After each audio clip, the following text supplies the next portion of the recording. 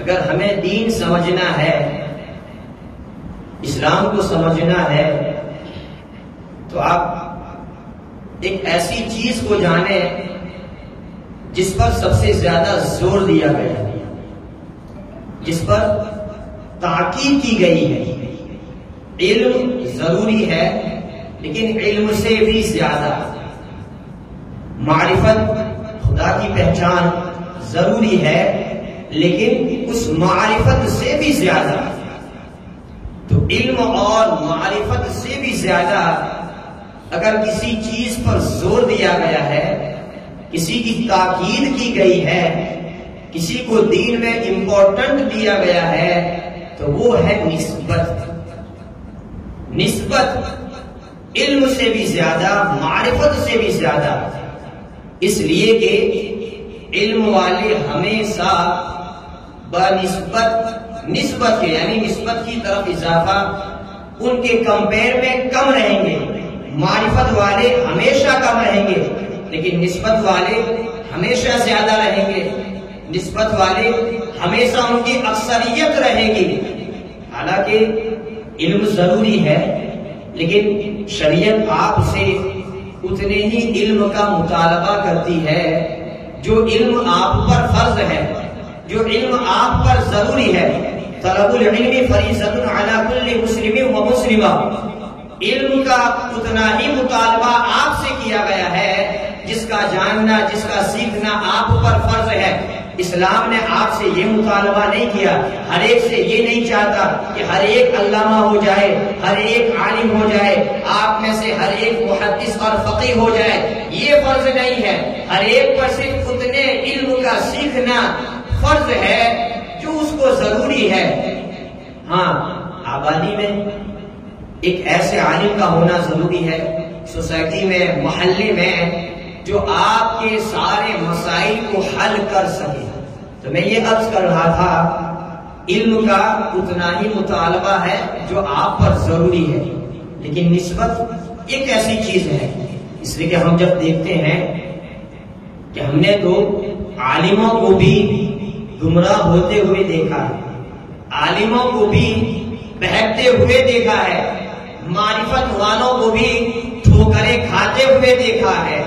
آپ نے نہیں دیکھا ایک ایسا عالم جو صرف فقہ حنفی کا عالم نہیں، فقہ حنفی کا بھی عالم، فقہ مالکی کا بھی عالم، فقہ شافعی کا بھی عالم، فقہ حنبلی کا بھی عالم، بلکہ ایسا ہی فقیہ نہیں، بلکہ اگر اس کے علم کی بات کرے تو شریعت مصطفی کا بھی اس کے پاس علم، شریعت موسیٰ کا بھی جاننے والا، پچھلے پیغمبروں کی شریعت کا بھی اس کے پاس علم، ہماری شریعت کا بھی اس کے پاس علم۔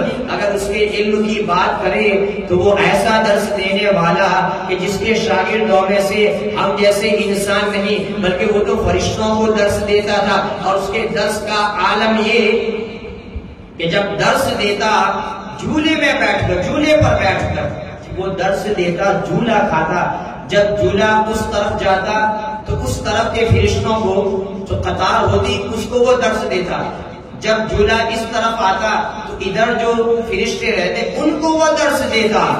اتنا بڑا عالم اگر تقوی کی بات کرے، عبادت کی بات کرے، تو ہم نے ایسے عابد کو بھی دیکھا ہے کہ اگر اس کے سجدوں کو روئے زمین پر پھیلا دیا جائے، اتنی کثیر تعداد میں اس نے خدا کی بارگاہ میں اپنے سر کو جھکایا کہ اگر اس کے سجدوں کو روئے زمین پر پھیلا دیا جائے، زمین کا کوئی حصہ نہ بچے، بلکہ اگر اس کی عبادت کی بات کی جائے تو 6 کروڑ برس، کتنے سال خدا کی عبادت کی؟ 6 کروڑ برس، لیکن ایسے عالم کو نہ اس کا علم بچا سکا، نہ ایسے عابد کو اس کی عبادت بچا سکی۔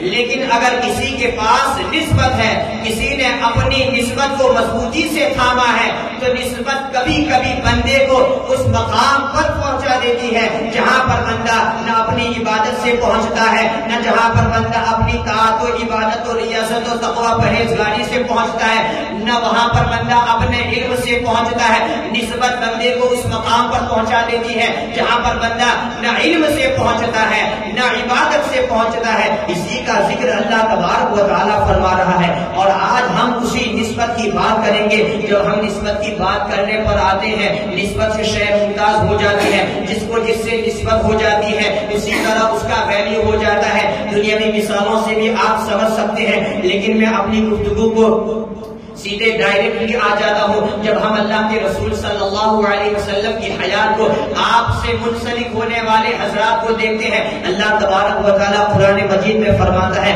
لا اقسم بہذا البلد، قسم ہے اس شہر مکہ کی۔ اللہ تعالیٰ مکہ شہر، اس کی عظمت جا بجا کلام مجید میں اللہ تعالیٰ فرماتا، لیکن جو قسم ارشاد فرما رہا، قسم کب کھائی جاتی ہے؟ کوئی عظمت والی چیز ہو اور اللہ تعالیٰ قسم کھاتا ہے۔ اللہ تعالیٰ کو اپنی بات کی پختگی کے لیے قسم کھانے کی ضرورت نہیں ہے، لیکن اللہ تعالیٰ باری تعالیٰ اگر کسی کی قسم ارشاد فرماتا ہے تو جو مقصود ہے، جس کی قسم کھائی جاتی ہے، اس کی عظمت کو بیان کرنا مقصود ہوتا ہے۔ تو باری تعالیٰ شہر مکہ کی قسم ارشاد فرما رہا ہے۔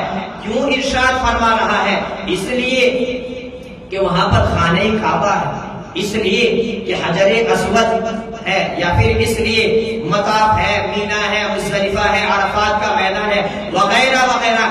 نہیں، باری تعالیٰ جس شہر کی قسم ارشاد فرما رہا ہے اس کی وجہ کو آگے بیان فرما رہا ہے۔ وَأَنْتَ حِلٌّ بِهَذَا الْبَلَدِ، اے محبوب میں اس شہر کی قسم اس لیے کھا رہا ہوں، اس لیے کہ اس مقدس شہر کی سرزمین نے آپ کے قدموں کا بوسہ لیا ہے، یہاں کی گلیوں میں آپ کا گزر ہوا ہے، اس لیے یہ قسم ارشاد فرما رہا ہوں۔ تو کہنے کا مطلب وہ نبی کا شہر، وہ شہر مکہ، وہ پہلے ہی سے عظمت والا تھا، اس کی عظمت ہمارے سر آنکھوں پر ہے، لیکن نبی کی وجہ سے اس شہر کو جو عظمت ملی وہ عظمت کسی اور کی وجہ سے نہیں ملی۔ یہاں تک کہ اور ہم نیچے آتے ہیں، اللہ کے رسول صلی اللہ علیہ وسلم سے جس کو نسبت حاصل ہوئی وہ عظمت والا ہو گیا، یہاں تک کہ حضور کے والدین کریمین حضرت آمنہ، حضرت عبداللہ رضی اللہ تعالی عنہ، آپ کا مقام، حضور کے والدین کا مقام، سارے انبیاء و مرسلین کے جو ماں باپ ہیں، جو خیر نبی ہیں،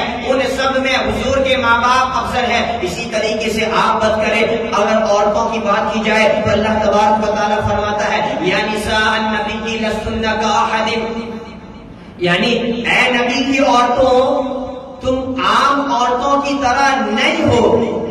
اور اسی طریقے سے اور نیچے آتے ہیں تو حضور کے جو رفقا ہے، حضور کے جو صحابہ ہے، حضور کے جو ساتھی ہے، دیگر انبیاء کے صحابہ سے افضل ہے۔ حضور کے جو گھر والے ہیں، دیگر نبی کے گھر والے دوسروں کے خاندان سے افضل۔ کہنے کا مطلب حضور سے جس نے اپنی نسبت کو بڑھایا، حضور کے ساتھ جس نے بھی اپنے تعلق کو جوڑ لیا، اللہ تبارک و تعالیٰ نے ان کو بلند فرما دیا۔ حضور کا شہر سارے شہروں سے افضل ہے، حضور کے گھر والے دیگر گھر والوں سے افضل ہے، حضور کے صحابہ سارے صحابیوں سے افضل ہے، حضور کے والدین دیگر نبیوں کے غیر نبی والدین سے افضل ہے۔ اسی طریقے سے حضور کا زمانہ سارے زمانے سے افضل ہے۔ حضور فرماتے ہیں خیر القرونی قرنی، بہترین زمانہ میرا زمانہ ہے۔ تو یہ نسبت میں آج ہم ان دو لوگوں کا ذکر کریں گے اور جن کے تعلق سے برکتاً میں نے دو آیتیں پڑھی۔ ایک ہے وہ جن کو نبی کے گھر سے نسبت ہے، اور ایک وہ ہے جن کو نبی کے در سے نسبت ہے۔ جن کو نبی کے گھر سے نسبت ہے ہم ان کو اہل بیت کہتے ہیں، اور جن کو نبی کے در سے نسبت ہے ان کو ہم صحابہ کرام کہتے ہیں۔ نہ ہم در والوں کا ساتھ چھوڑنے والے ہیں، نہ ہم گھر والوں کا ساتھ چھوڑنے والے ہیں۔ جنت میں وہی جائے گا جس کے ایک ہاتھ میں دامن اہل بیت ہے، دوسرے ہاتھ میں دامن صحابہ ہے۔ اگر ان دونوں میں سے کسی ایک کو بھی چھوڑا تو ہرگز جنت میں اس کا داخلہ نہیں ہوگا۔ تو میں یہ عرض کر رہا تھا،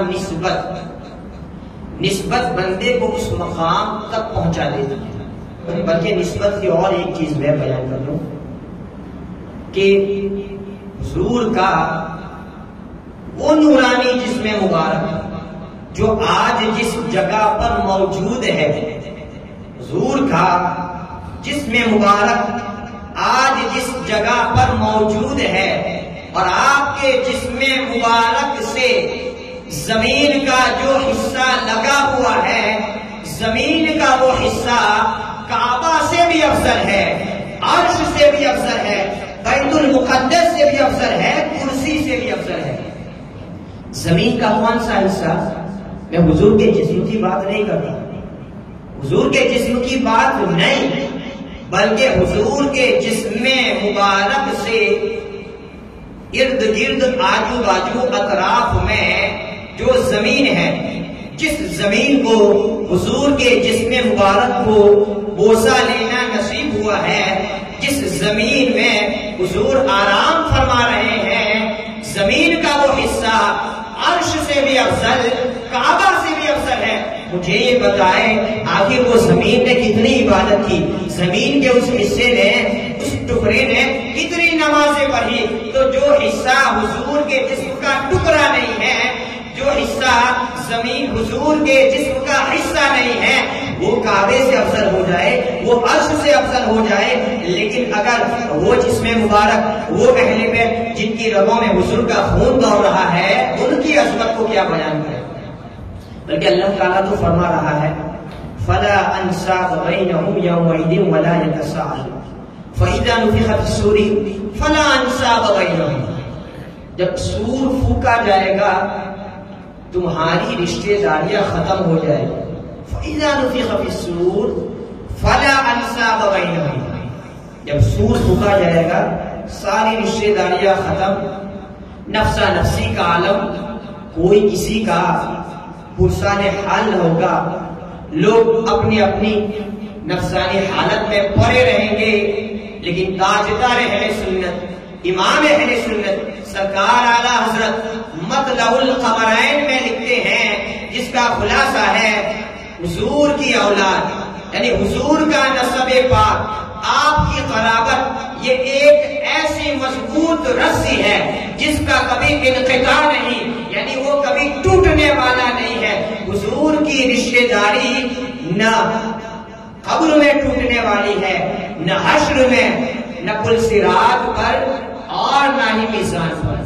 حالانکہ ہمارا جو نسب ہے وہ ٹوٹ جائے گا۔ اللہ تعالیٰ فرماتا ہے یوم یفر المرء من اخیہ وامہ وابیہ وصاحبتہ وبنیہ، کیسی حالت ہو جائے گی؟ یوم یفر المرء من اخیہ، بھائی بھائی سے بھاگے گا، وامہ وابیہ یعنی باپ بیٹے سے، بیوی اپنے شوہر سے، کوئی کسی کے کام نہیں آئے گا، کیونکہ یہ اولین وقت ہے جہاں پر ساری رشتہ داریاں ٹوٹ جائیں گی، سب اپنی اپنی نفسانیت میں ہوں گے، لیکن اس وقت بھی امام اہل سنت کہتے ہیں حضور کی رشتہ داری وہ ایسی رشتہ داری ہے جس کا کبھی انقطاع نہیں۔ تو لہذا پتہ چلا حضور کا رشتہ، حضور کی نسبت یہ قبر میں بھی کام آنے والی ہے، یہ حشر میں بھی کام آنے والی ہے، یہ پل صراط پر بھی کام آنے والی ہے، یہ میزان پر بھی کام آنے والی ہے، یہاں تک کہ اللہ کے رسول صلی اللہ علیہ وسلم نے ایک بار برملا منبر رسول پر جلال کے عالم میں یہ ارشاد فرمایا، جب آپ کی پھوپھی حضرت صفیہ کو کسی نے تان کہا کہ خدا کی بارگاہ میں حضور کی رشتہ داری، حضور کی قرابت کام نہیں آئے گی، تو اللہ کے رسول صلی اللہ علیہ وسلم تک جب یہ بات پہنچی تو حضور نے کہا اے بلال نماز کے لیے لوگوں کو دعوت دو۔ جب لوگ مسجد میں آئے حضور منبر پر تشریف فرما ہوئے، جلال بھرے انداز میں آپ کی زبان مبارک سے یہ کلمات نکلے، تمہارا یہ گمان ہے سن لو کل سبب و نسب و شہر منقطع یوم القیامت الا سببی و نسبی و شہری، تمہارا یہ گمان ہے کہ میری رشتہ داری کام نہیں آنے والی ہے، تمہارا یہ گمان ہے میری قرابت کسی کو کام آنے والی نہیں ہے، سن لو بروز محشر ہر رشتہ ٹوٹ جائے گا، ہر ناطہ ٹوٹ جائے گا، سوائے اس رشتے کے جو میرے ساتھ ہے. اس لیے حضرت عمر نے ایک بار حضرت علی سے آپ کی شہزادی کا ہاتھ مانگ لیا. اب چونکہ عمر میں زیادہ فرق تھا، حضرت علی نے جب انکار کیا تو حضرت عمر بھی منبر پر آ کر کہا کہ سن لو، حضرت علی کی شہزادی کے ساتھ میرا نکاح کی خواہش کرنا کوئی دنیاوی غرض سے نہیں تھا، بلکہ میں نے حضور کو فرماتے سنا تھا بھروسے میں ساری رشتے داریاں ٹوٹ جائے گی سوائے میرے رشتے کے. لہذا حضرت عمر ایک صحابی رسول ہونے کے باوجود جن کا شمار خلفائے راشدین میں ہوتا ہے، حضرت عمر جن کا شمار عشرہ مبشرہ میں ہوتا ہے، حضرت عمر جن کا شمار اصحاب بدر میں بھی ہوتا ہے، جن کے جنتی ہونے میں کوئی شک و شبہ نہیں ہے. لیکن حضرت عمر نے بتا دیا جب مجھ جیسا شخص حضور کے ساتھ اپنے رشتے کو جوڑنا چاہتا ہے تو پھر اس کی عظمت کو آپ سمجھے.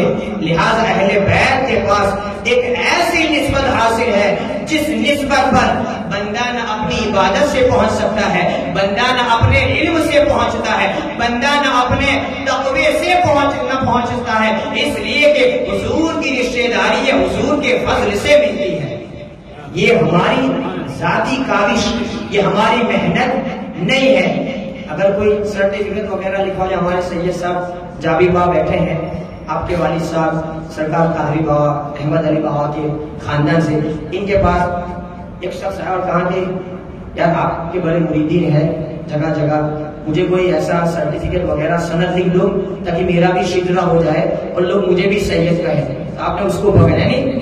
سید کوئی بنتا نہیں ہے، سید کوئی بنتا، سید پیدا ہوتے ہیں. سید ہونے کے لیے محنت کی ضرورت نہیں ہے، اور جو چیز بغیر محنت کے ملتی ہے خدا کے فضل سے، حضور کی عطا سے، وہ ضائع نہیں ہوتی ہے. اور اگر میں نے آیت کریمہ پڑھی فلا انساب بینہم، یہ اولین مرحلہ محشر کا، نفسا نفسی کا عالم، لوگ افراتفری بھاگتے نظر آئیں گے، لیکن جب فیصلے ہو جائیں گے تب اللہ تعالیٰ فرماتا ہے والذین آمنوا واتبعتهم ذریتهم بإیمان الحقنا بهم وما ألتناهم من عملهم من شيء. ترجمہ کیا ہوتا ہے؟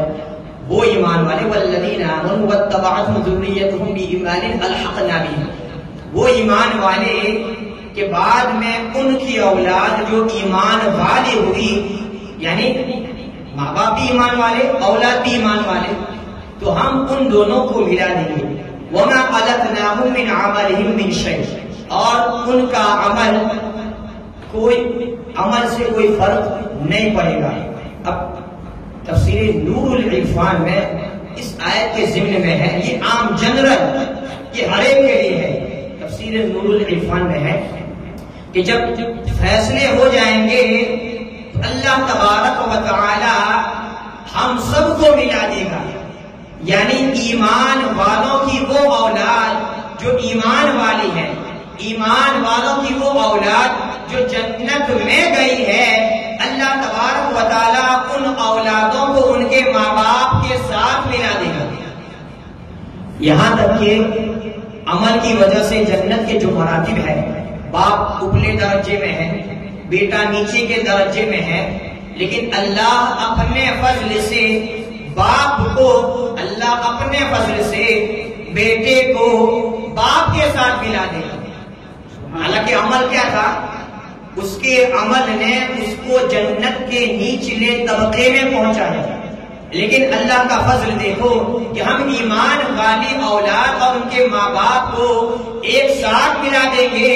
یہاں تک کہ عام جنرل رشتہ داری، ہمارا رشتہ ناتا ایسا کام آئے گا کہ اگر ہماری اولاد میں سے ہمارا کوئی لڑکا اگر جنت کے اعلیٰ مراتب پر فائز ہے، اللہ تبارک و تعالی اس بیٹے کی وجہ سے ماں باپ کو اس کے ساتھ ملا دے گا.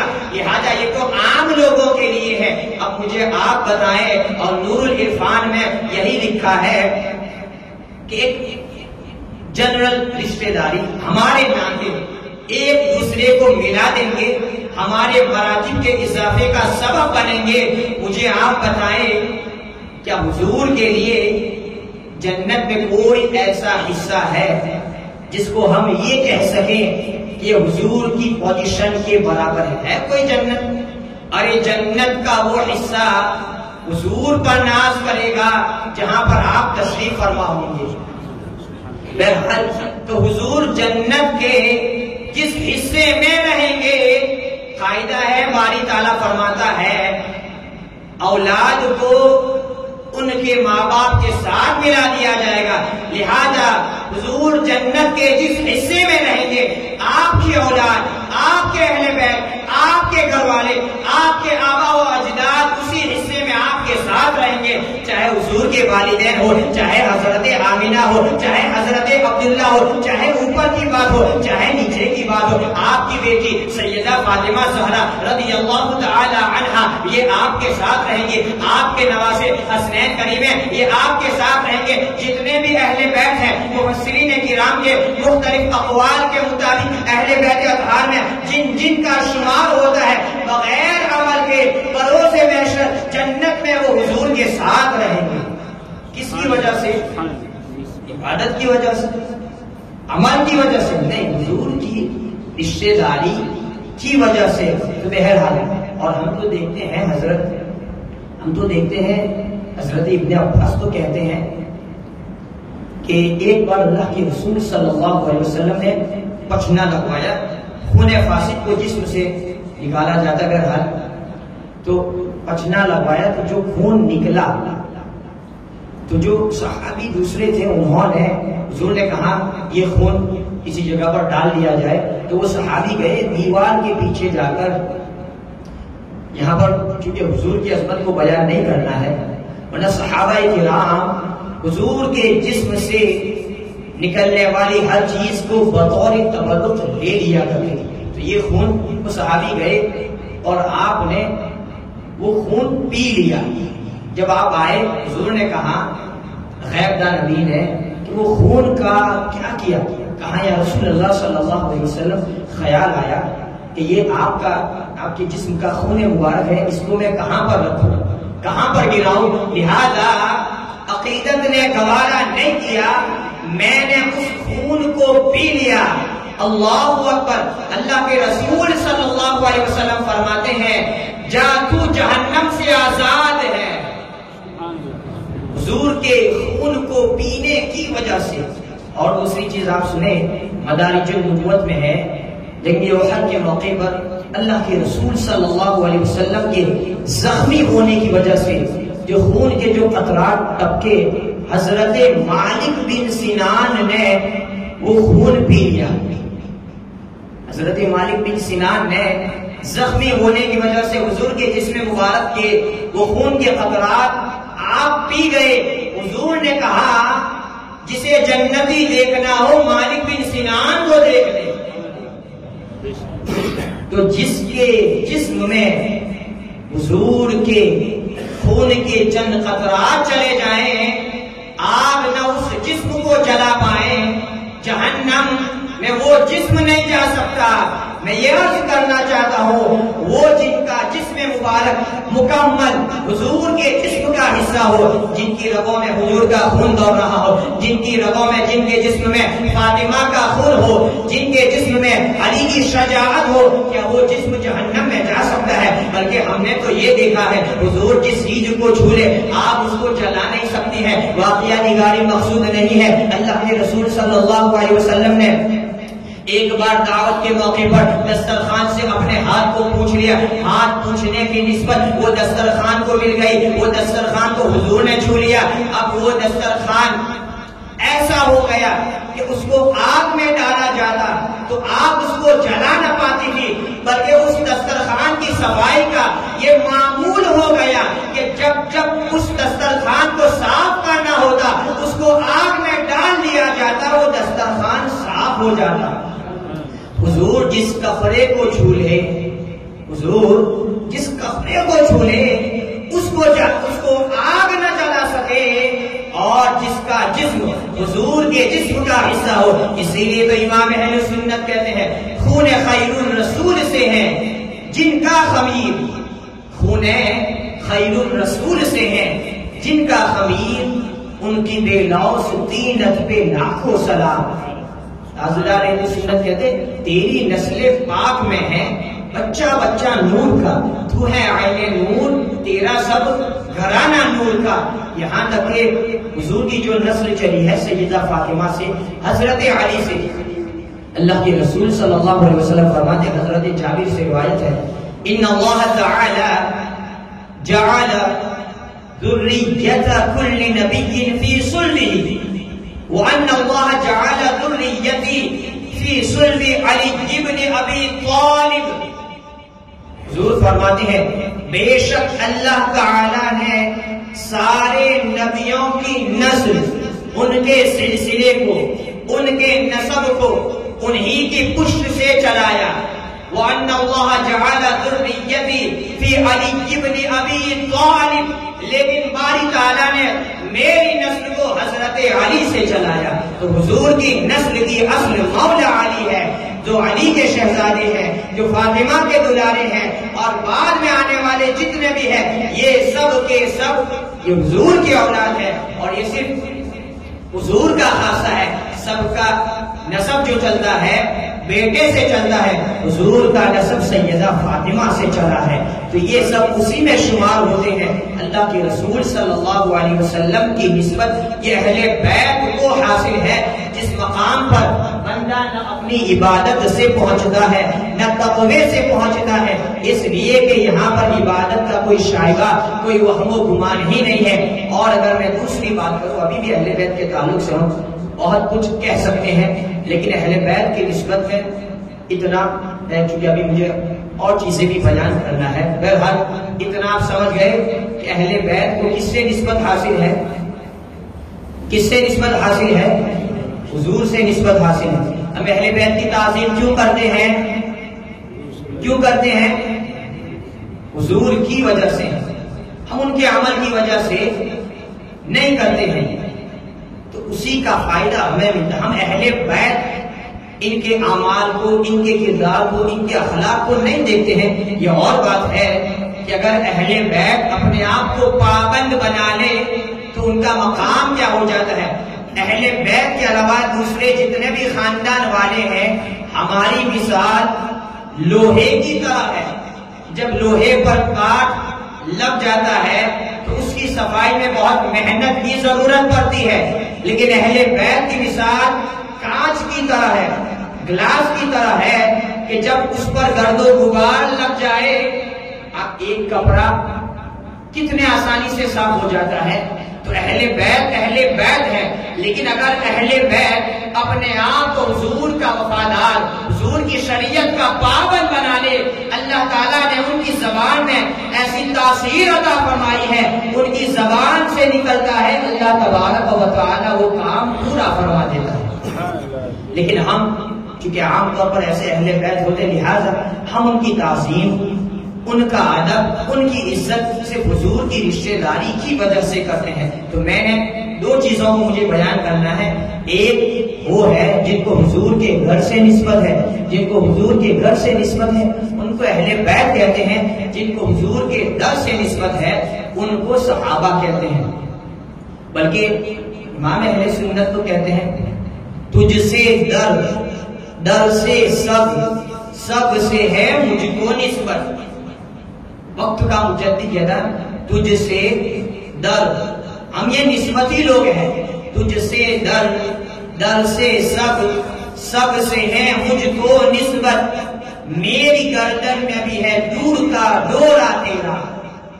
سرکار اعلیٰ حضرت کسی فرد کی، کسی ویکتی، کسی پرسنالٹی کی بات نہیں کرتے ہیں، یہ تو سرکار بغداد کی بارگاہ میں ہے، بہرحال سرکار بغداد آل رسول ہے، لیکن اگر جنرل بات کی جائے تو امام اہل سنت تجھ سے در، یعنی سرکار بغداد کا جو در ہے، آپ کی جو بارگاہ ہے، در سے سب، آپ کی بارگاہ سے جس کتے کو نسبت حاصل ہے، تجھ سے در سے سب سے ہے مجھ کو نسبت، اس کتے سے بھی مجھے نسبت حاصل ہے۔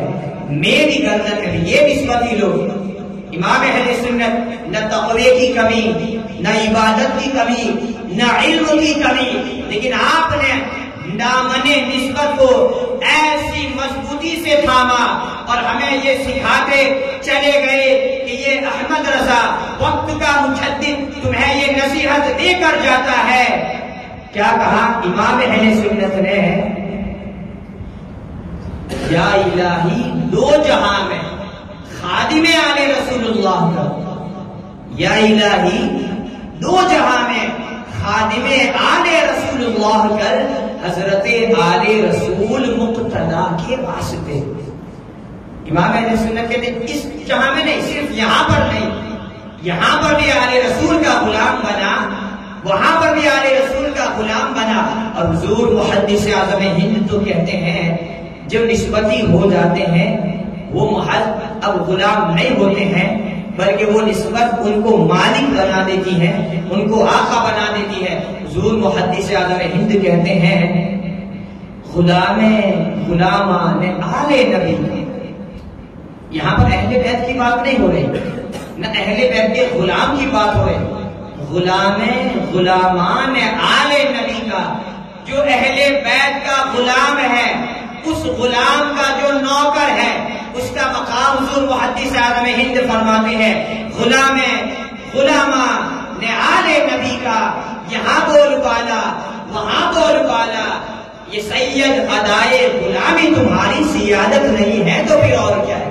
ایک سید اپنی نسبت کو یوں بیان کرتا ہے. حضور محدث اعظم ہند خود سید ہونے کے باوجود کہ جو سیدوں کا غلام ہو جاتا ہے، ان کا جو غلام ہوتا ہے وہ وقت کا بادشاہ ہو جاتا ہے. تو جن کو حضور کے در سے نسبت حاصل ہے وہ صحابہ ہے، اور جن کو حضور کے گھر سے نسبت حاصل ہے وہ اہل بیت ہے. اب جب ہم دربانوں کا ذکر کرتے ہیں تو حضور کے صحابہ کو بھی ایسی نسبت حاصل ہے جس مقام پر بندہ اپنی عبادت سے نہیں پہنچ سکتا. بلکہ اگر تمثیلاً میں کہوں، حضور کے صحابہ میں سے وہ صحابی جو ایمان لائے، صحابی ہونے کے لیے جو کوالیفیکیشن ایمان کی حالت میں حضور کی صحبت کو اختیار کرنا اور ایمان سے دنیا سے جانا. حضور کے وہ صحابی جو حضور کی بارگاہ میں آئے، آپ کی بارگاہ میں آ کر اور پھر ایمان لا کر وہاں سے رخصت ہوئے اور اسی آن میں ان کا انتقال ہو گیا. نہ عمل کا موقع ملا، نہ نماز پڑھنے کا وقت ملا.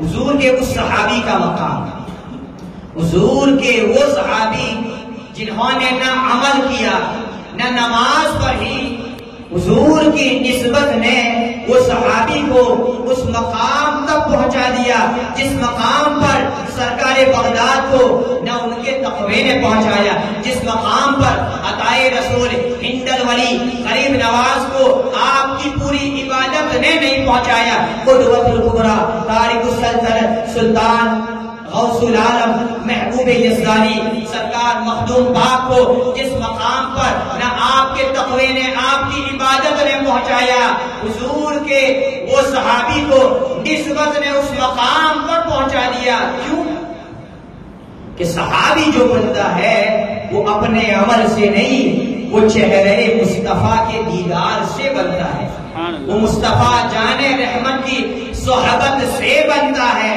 تو حضور کی بارگاہ کا ایک لمحہ بندے کو اس مقام پر پہنچا دیتا ہے جس مقام پر نہ وقت کا ولی کامل پہنچ سکتا ہے، نہ غوث خواجہ پہنچ سکتے ہیں، نہ قطب ارشاد ہو، چاہے قطب وقت ہو، چاہے غوث العالم ہو، چاہے غوث اعظم ہو، چاہے وقت کا ابدال ہو، اغواث ہو، قطب ہو، کوئی بھی ہو، حضور کے صحابی کو وہ مقام پر پہنچا دینا یہ حضور کی نسبت ہے. اور اب اس مقام پر کوئی پہنچ بھی نہیں سکتا، اس لیے کہ جو نماز پڑھے اس کو کیا کہتے ہیں؟ بولو بھائی، نماز پڑھے اس کو نمازی کہتے ہیں. جو کلام پاک کی تلاوت کرے اس کو قاری کہتے ہیں.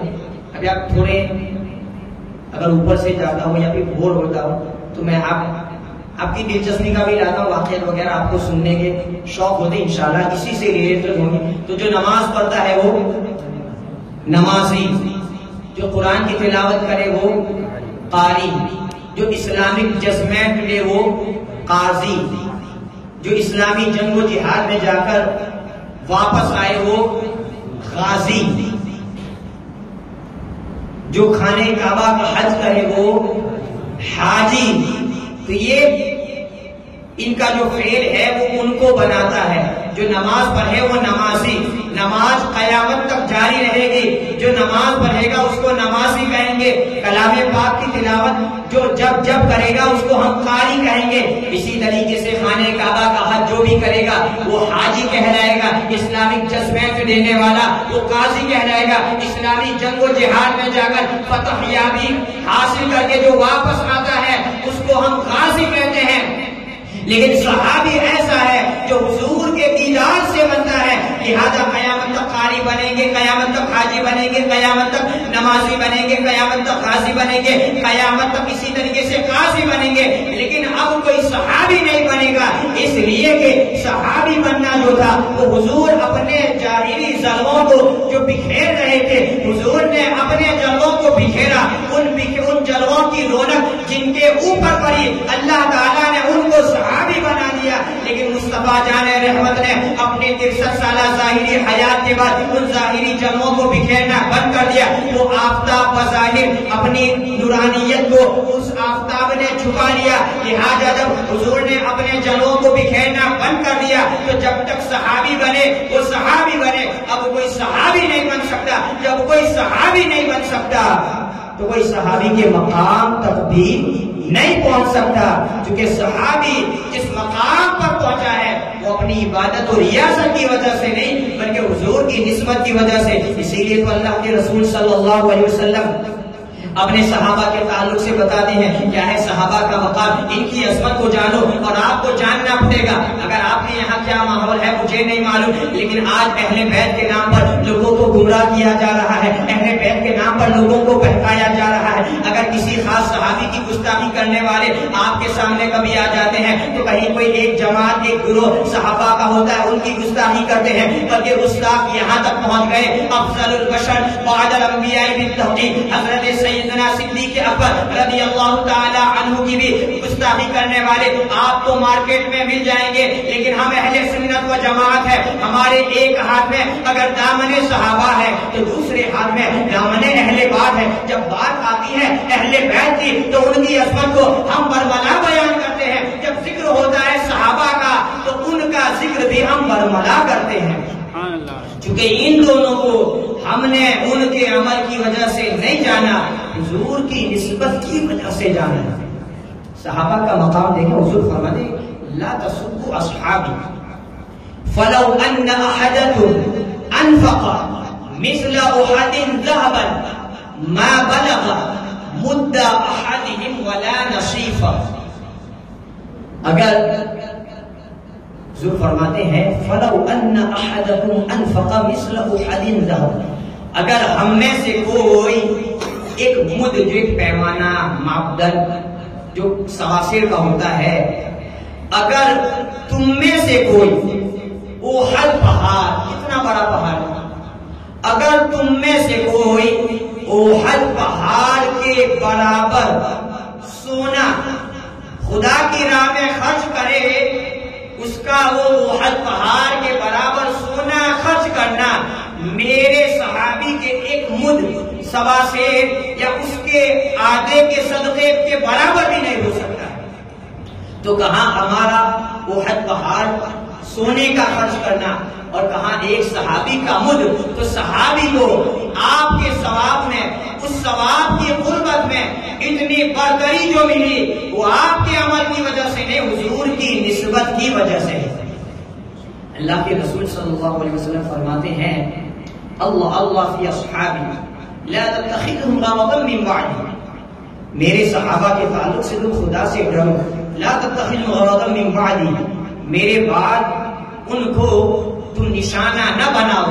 کیوں؟ پھر آقا آگے ارشاد فرماتے ہیں فمن احبهم فبحبی احبهم، میرے صحابہ سے جو محبت کرتا ہے وہ میری محبت کی وجہ سے۔ ہم حضور کے صحابہ سے کیوں محبت کرتے ہیں؟ کیوں محبت کرتے ہیں؟ حضور کی وجہ سے۔ حضور فرماتے فمن احبهم فبحبی احبهم ومن ابغضهم فببغضی ابغضهم، جو میرے صحابہ سے عداوت رکھتا ہے تو میری عداوت نفرت اور دشمنی کی وجہ سے ہے۔ ومن آذاهم فقد آذانی، حضور فرماتے جس نے میرے صحابہ کو تکلیف دی اس نے مجھے تکلیف پہنچائی۔ ومن آذاهم فقد آذى اللہ، جس نے مجھے تکلیف پہنچائی اس کو اللہ نے اللہ کو تکلیف پہنچائی۔ ومن آذى اللہ فیوشک ان یاخذہ، اور جو اللہ کو تکلیف پہنچائے اللہ اس کو چھوڑنے والا نہیں ہے۔ تو کہنے کا مطلب ہم حضور کے صحابہ سے محبت اس لیے کرتے ہیں کیونکہ وہ حضور کے صحابی ہے، حضور سے ان کو نسبت ہے، لہذا اگر کسی نے کسی صحابی کے تعلق سے برا بولا تو یہ در حقیقت وہ صحابی کو برا بولنا نہیں ہے بلکہ یہ حضور ہی کی گستاخی ہے، یہ حضور ہی کی عداوت ہے۔ جس طریقے سے اللہ کے رسول صلی اللہ علیہ وسلم نے اہل بیت کی تعریف و توصیف بیان فرمائی ہے، جس طریقے سے قرآن اہل بیت کی عظمت کو بیان کر رہا ہے، اسی طریقے سے قرآن و احادیث صحابہ کی عظمت پر بھی ناطق ہے۔ حضور کے صحابہ کے تعلق سے یہ ہم نے جنرل صحابی کی بات کی ہے، اور اگر فردن بات کی جائے اللہ کے رسول صلی اللہ علیہ وسلم کی بارگاہ سے الخلافۃ بعدی 30 سنہ ثم تكون ملکا، جن کو یہ مسئلہ مل گیا ان کو خلفائے راشدین میں شمار کیا جاتا ہے۔ حضور کی بارگاہ سے جن صحابہ کو جنتی ہونے کی بشارت مل گئی ہم کو عشرہ مبشرہ کہتے ہیں، جو بدر میں شامل ہوئے اور حضور کی بارگاہ سے مسئلہ ملا وہ بدر والے صحابی ہے۔ اسی طریقے سے احد میں جو شامل ہوئے وہ احد والے صحابی ہے۔ اللہ کے رسول صلی اللہ علیہ وسلم نے اپنے صحابہ کی جنرل فضیلت کے بعد ان کے الگ الگ مقام کو بیان کیا ہے، بلکہ اللہ تبارک و تعالی بھی ان کے مقام کو بیان فرما رہا ہے۔ جس طریقے سے رسول، جس طریقے سے انبیاء و مرسلین نفس رسالت و نبوت میں برابر ہے، اسی طریقے سے سارے صحابہ صحابیت میں برابر ہے، لیکن اس کے بعد جس طریقے سے نبیوں میں مراتب ہے، جس طریقے سے رسولوں میں مراتب ہے، اسی طریقے سے صحابی میں مراتب ہے۔ حضرت صدیق اکبر آپ کے برابر کوئی نہیں ہو سکتا۔ خلفائے راشدین سارے صحابہ میں افضل ہے۔ خلفائے راشدین میں دیکھا جائے حضرت ابو بکر صدیق آپ کے برابر کوئی نہیں ہو سکتا۔ اس کے بعد اگر صحابہ کا ذکر کرے تو عشرہ مبشرہ کا ذکر آتا ہے، اس کے بعد اگر ذکر کرے تو اصحاب بدر کا ذکر آتا ہے۔ تو کہنے کا مطلب صحابہ کے درمیان میں الگ الگ ان کے درجات ہیں، الگ الگ ان کے مقامات ہیں، لیکن حضور فرماتے ہیں میرے کسی بھی صحابی کی اصحابک النجوم بأیہم اقتدیتم اہتدیتم، ان میں سے تم نے کسی کا بھی دامن تھاما تو وہ جنتی ہے۔ بے شمار فضیلت ہے۔ اللہ کے رسول صلی اللہ علیہ وسلم فرماتے ہیں اذا رأيتم الذين لا يسبون اصحابي فقولوا لعنة الله على شركم، جب میرے صحابہ میں سے کسی کو تم گالی دیتے ہوئے سنو، یعنی وہ شخص صحابی کو گالی دیتا ہے تو کہو اللہ کی لعنت ہے، اللہ کی لعنت ہے اس کے فعل پر۔ اور قرآن تو فرما رہا ہے محمد رسول اللہ والذین معه اشداء علی الکفار، اس لیے کہ دین کے بچانے میں، دین کے فروغ میں جس طریقے سے حضور کے جانثاروں نے حضور کا ساتھ دیا ہے ان مبارک ہستیوں کو ہم قیامت تک فراموش نہیں کر سکتے ہیں۔ جب وقت آتا ہے شیب ابی طالب کا، جہاں پر حضور کا محاصرہ کیا جاتا ہے، حضور کو قید کیا جاتا ہے، آپ کو بھوکا رکھا جاتا ہے، آپ کو پیاسا رکھا جاتا ہے، تو وہاں پر بھی حضور کے صحابہ نے آپ کا ساتھ دیا۔ جب بات آتی ہے کسی بھی جنگ کی حضور کے صحابہ کھڑے ہو جاتے ہیں۔ جب بات آتی ہے ہجرت کرنے کی تو مکہ میں وہ جو صحابی مکہ میں رہنے والے تھے وہاں پر آپ کی جائیداد تھی، وہاں پر آپ کی پراپرٹیز تھی، وہاں پر آپ کے اہل و عیال تھے، لیکن جب بات آئی ہجرت کی تو وہ صحابہ مکہ کو چھوڑ کر ساری اپنی چیزوں کو چھوڑ کر وہ مدینہ تشریف لے گئے، ان کو مہاجرین کہتے ہیں۔ جب بات آتی ہے حضور کے صحابہ کی تو مدینہ میں جن صحابی نے مکہ سے آنے والے صحابیوں کا ویلکم کیا، یہاں تک کہ اپنا ایک گھر تھا دوسرے صحابی کو دے دیا تو وہ حضور کے آوان و انصار ہے۔ تو اس طریقے سے صحابی کے بے شمار درجات ہیں۔ الغرض تقریر طویل ہو گئی ہے اور باتیں بیان کرنا ہے۔ اہل بیت اور صحابی یہ اپنی عبادت سے نہیں بلکہ حضور کی نسبت سے، اور میں نے جو آیت میں نے جو حدیث پڑھی اس کے ذمہ میں اللہ فی اصحابی لا تتخذوا غرضا من بعدی، نسبت کی جو بات ہے، احمد یار خان نعیمی صاحب اس کے ضمن میں بڑا پیارا واقعہ لکھتے ہیں. کہتے ہیں حضور امیر ملت محدث علی پوری، کہتے ہیں حضور امیر ملت محدث علی پوری مدینہ طیبہ میں ایک دعوت کی محفل میں تھے، اور اسی دوران ایک کتا آیا، تو اسی مجلس میں سے کسی نے اس کتے کو مارا جس کی وجہ سے وہ زخمی ہو گیا. تو حضور امیر ملت محدث علی پوری آپ اس محفل کو چھوڑ کر اس کتے کے پاس گئے، اور اس کتے کا جو زخم تھا، جس حصہ زخمی تھا، آپ نے اپنا امامہ اتارا. آپ نے اپنا امامہ اتار کر اس کتے کے زخم پر باندھ دیا. کسی نے پوچھا حضور یہ کیا واقعہ؟ کہتے ہیں یہ کوئی معمولی کتا نہیں ہے، یہ مدینے کا کتا ہے. یہ کوئی معمولی کتا نہیں ہے، یہ مدینے کا کتا ہے. تو ہم نے تو اپنے بزرگوں سے وہ دیکھا ہے کہ محبوب کی گلیوں کے کتوں کا بھی وہ ادب کرتے ہیں، لیکن صحابہ وہ ہیں جنہوں نے کبھی حضور کے ساتھ نمازیں پڑھی، کہیں حضور کی اقتداء میں، کہیں حضور کا ساتھ ملا، حضور کی رفاقت ملی، تو ان کی عظمت کیا ہوگی؟ مسجد نبی کو عظمت حاصل ہے. مسجد نبی میں ایک نماز کا ثواب 50,000 نماز کی وجہ سے ہے. کیوں؟ اس لیے کہ اس مسجد کو نبی سے نسبت حاصل ہے. تو ایک نماز کا ثواب 50,000 نمازوں کے برابر ہے. جو بھی جائے گا پڑھے گا. لیکن اللہ اکبر، حضور کے صحابی وہ ہیں جنہوں نے مسجد نبی میں نماز نہیں پڑھی، بلکہ حضور کی اقتداء میں انہوں نے نمازیں پڑھی. اور اسی طریقے کا ایک واقعہ مخدوم پاک کا بھی ہے. مخدوم پاک اچانک محفل سے اٹھ کھڑے ہو گئے، اور جب لوگوں نے پوچھا حضور اتفاقاً آپ کا اچانک کھڑے ہو جانا، کہاں؟ نسبت دیکھیں، نسبت، اور ہم نسبتی لوگ ہیں. سرکار مخدوم پاک کہتے ہیں ابھی میں نے اس کلر کے کتے کو دیکھا، اس کلر کے، اس رنگ کے کتے کو دیکھا جس کتے کو میں نے پیر و مرشد کی گلی میں دیکھا تھا. بات حضور کی نہیں، امام اہل سنت کہتے ہیں تجھ سے در سے سب سے ہے مجھ کو نسبت. حضور تک ہم نہیں پہنچتے. حضور کی بارگاہ تو کیا بارگاہ ہے. سرکار اعلیٰ حضرت کہتے ہیں اولیاء چلتے ہیں سر سے، وہ ہے رستہ تیرا، اصفیاء پلتے ہیں در سے، وہ بارہ تیرا. حضور کی بات نہیں ہے، حضور کے غلاموں کی بات ہے. مخدوم پاک کہتے ہیں میں نے اسی کلر کا کتا مخدوم علاء الحق والدین گنج نبات یعنی پیر و مرشد کی گلی میں دیکھا تھا.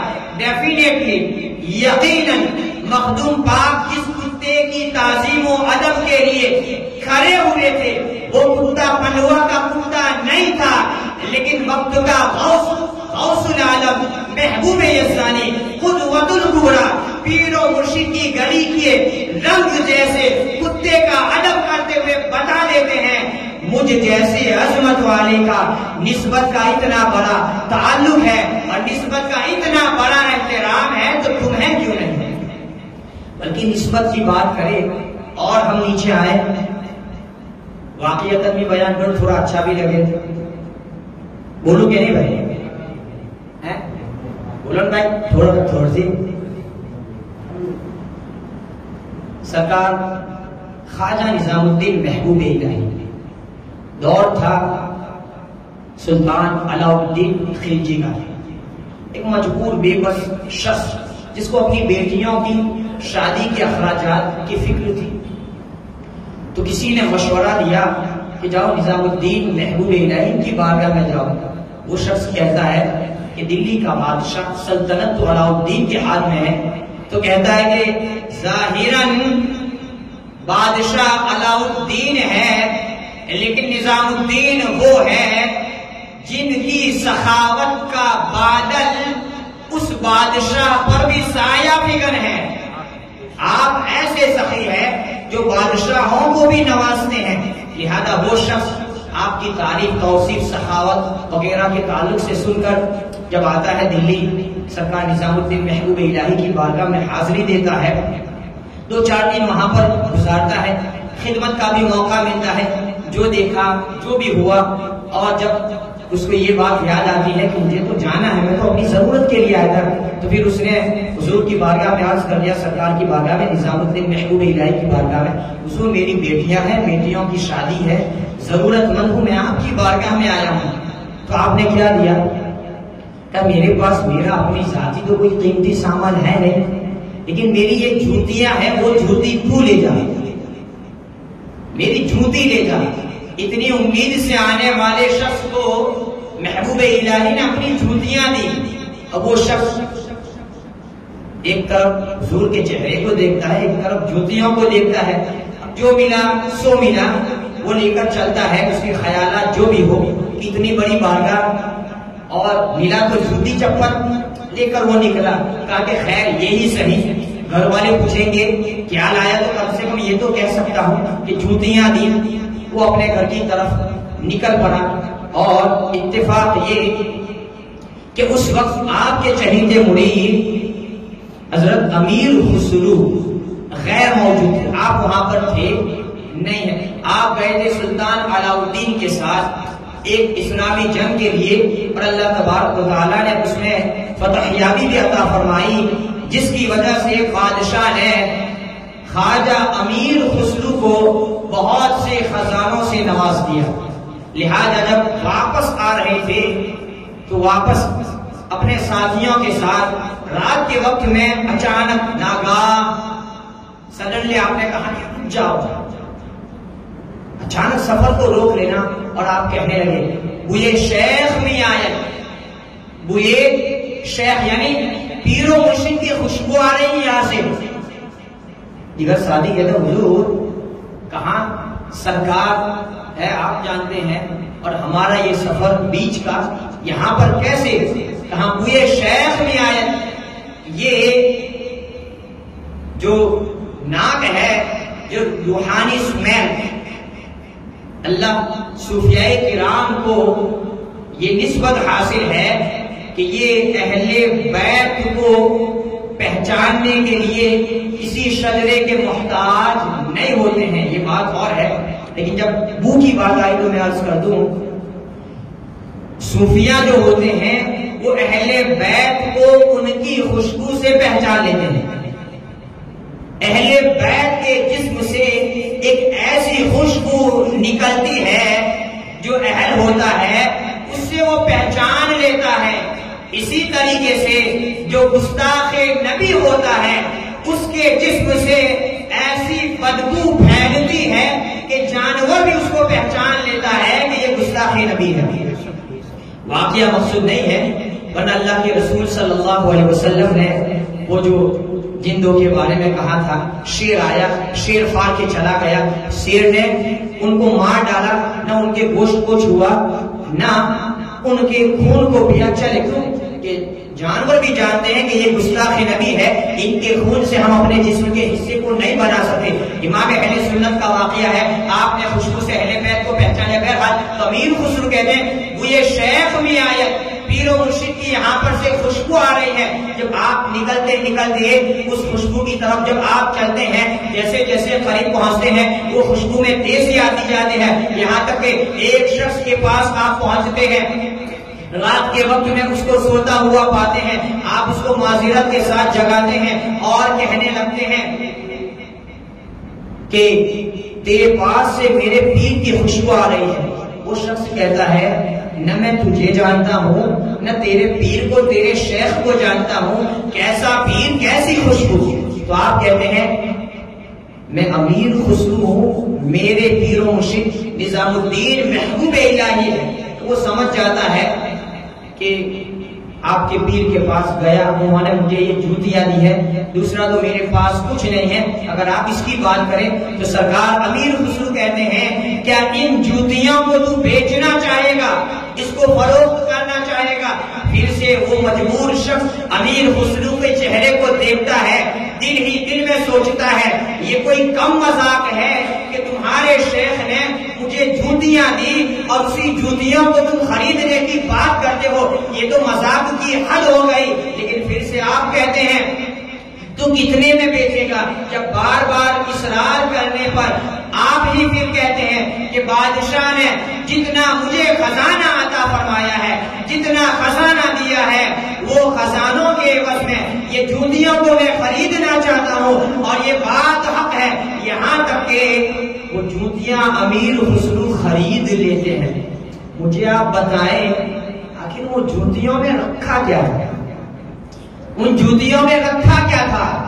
تو ہم نے تو اپنے بزرگوں کو دیکھا ہے کہ وہ پیروں کے قدموں کی جوتیوں کو اپنے سروں پر اٹھاتے ہیں، اور اسی انداز میں امیر خسرو جب سفر سے لوٹ کر پیر و مرشد کی بارگاہ میں آتے ہیں، جس طریقے سے ایک مزدور، ایک نوکر چاکر اپنے سروں پر، اپنے سر پر گتھری اٹھاتا ہے، سرکار امیر خسرو پیر و مرشد کی جوتیوں کو اٹھا کر خواجہ نظام الدین محبوب الہی کی بارگاہ میں حاضر ہوتے ہیں۔ پیر بھی سمجھ جاتے ہیں، مرید بھی سمجھ جاتا ہے، تو وہ امیر خسرو نے نظام الدین محبوب الہی پیر کی جوتیوں کو نسبت کی وجہ سے ان خزانوں کے عوض میں خرید لیا جو بادشاہ نے آپ کو دیا تھا۔ اور اس سے یہ بھی ہمیں پتا چلا بزرگوں کی بارگاہ سے جو ملے وہ لے لیا۔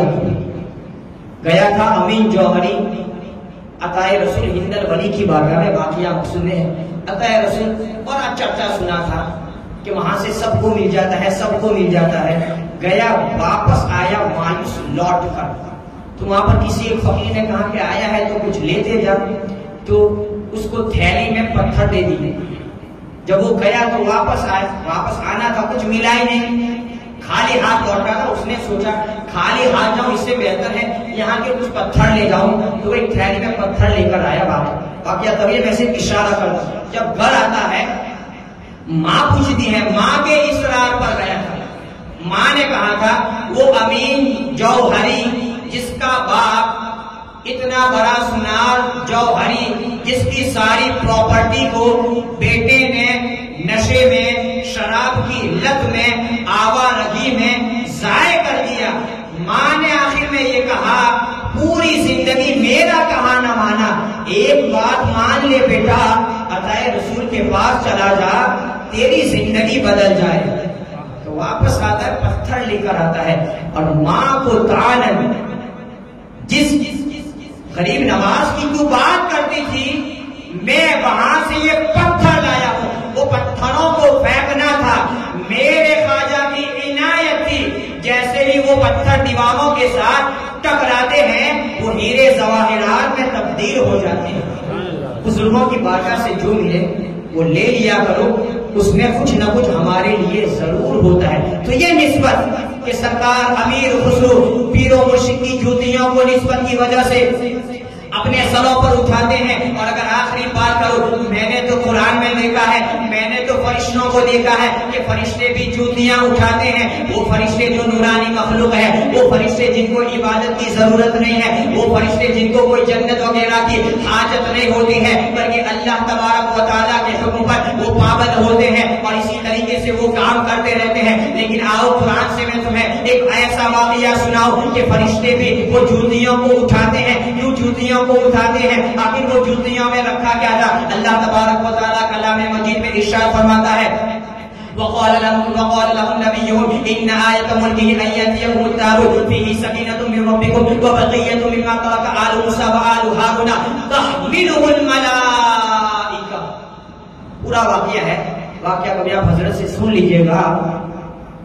فرشتے تابوت سکینہ، ایک ایسا صندوق، ایک ایسی بڑی پیٹی جس میں انبیاء سابقین کے تبرکات تھے۔ بنی اسرائیل کو جب جب ضرورت ہوتی وہ کبھی عزم کے لیے نکلتے جہاد کے، اس تابوت کو آگے رکھتے اور اسی تابوت کی برکت سے اللہ تعالیٰ ان کو فتح یابی عطا فرماتا ہے۔ لیکن جب انہوں نے اس کا احترام نہیں کیا، اس کو غلاظت میں پھینک دیا، تو پھر حضرت شمویل علیہ السلام کے پاس اللہ تعالیٰ فرمانا ہے تحملہ الملائکہ، وہ تابوت سکینہ فرشتے اپنے سروں پر اٹھا کر آپ کی بارگاہ میں لاتے ہیں. تو اس تابوت میں کیا تھا؟ اللہ تعالیٰ فرماتا ہے وَقَالَ لَهُمْ نَبِيُّهُمْ إِنَّ آيَةَ مُلْكِهِ أَن يَأْتِيَكُمُ التَّابُوتُ فِيهِ سَكِينَةٌ مِّن رَّبِّكُمْ وَبَقِيَّةٌ مِّمَّا تَرَكَ آلُ مُوسَىٰ. اس تابوت میں حضرت موسیٰ علیہ السلام کی جوتیاں تھیں. ایک پیغمبر کی جوتی اتنی عظمت والی ہو جاتی ہے، فرشتے اپنے سروں پر اٹھاتے ہیں. تو وہ اولاد، وہ صحابہ جن کو حضور سے نسبت ہو، جن کا جسم حضور کے جسم کا حصہ ہو، یا وہ صحابہ جن کو حضور کی بارگاہ میں شب و روز گزارنا نصیب ہوا ہو، ان کی نسبت ان کو کہاں کہاں کام آئے گی. یہاں تک کہ اللہ تبارک و تعالی بے شک ان نسبت کے دامن کو مضبوطی سے تھامنے والوں کو جنتی بنا دے گا.